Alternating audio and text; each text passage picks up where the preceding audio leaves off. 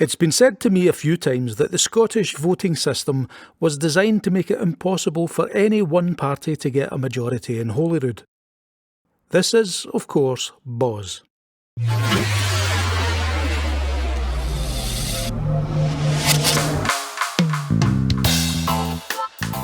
There are actually two ways for a single party to win a majority. We already experienced the first way in 2011 when the SNP's combined constituency and regional seats came to a total of 69. But since the Scottish voting system is certainly designed to make it difficult to obtain a single party majority, it's worth taking a look to see what went right for the SNP in 2011. If we go back to 1999, when the first election was held for the reconvened Scottish Parliament, we see a very different political picture from today. The Labour Party dominated, with SNP trailing by 21 seats. The Conservatives and the Liberal Democrats were roughly equal, while the Green Party had a single seat, with smaller independent parties taking the final 2 seats. In 2003, we can really see the D'Hondt system in action, with the Greens increasing their total seats to 7 and the Scottish Socialists taking 6 list seats.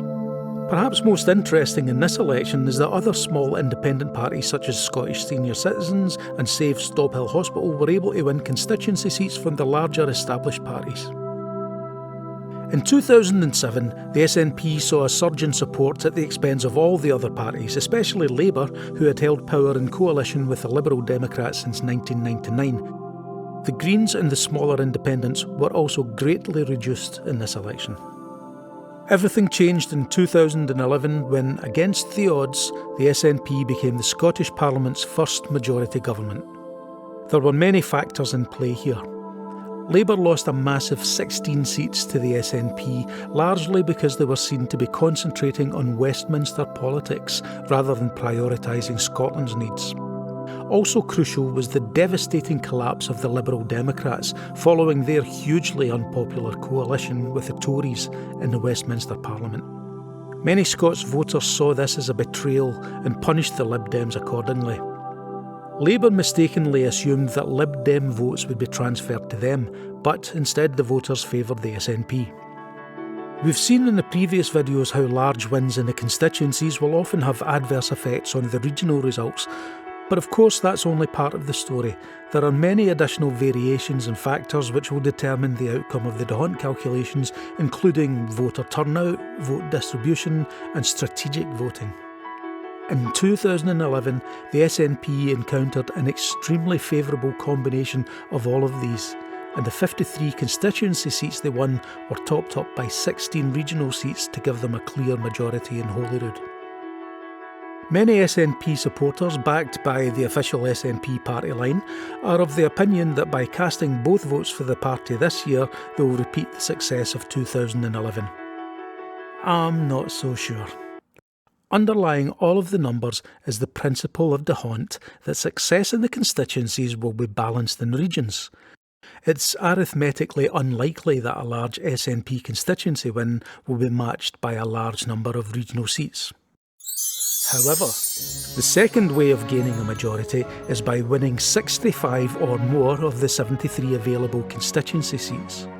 It is possible for the SNP to achieve this in the 2021 election, but they would have to hold on to all of the constituencies they won in 2016 and then gain half a dozen marginal seats.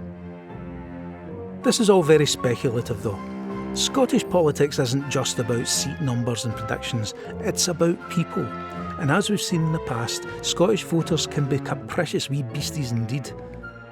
There are signs that many independence-minded folk are unhappy with the current SNP leadership, controversial Scottish government policies, and an apparent stagnation in the advancement of Scottish independence.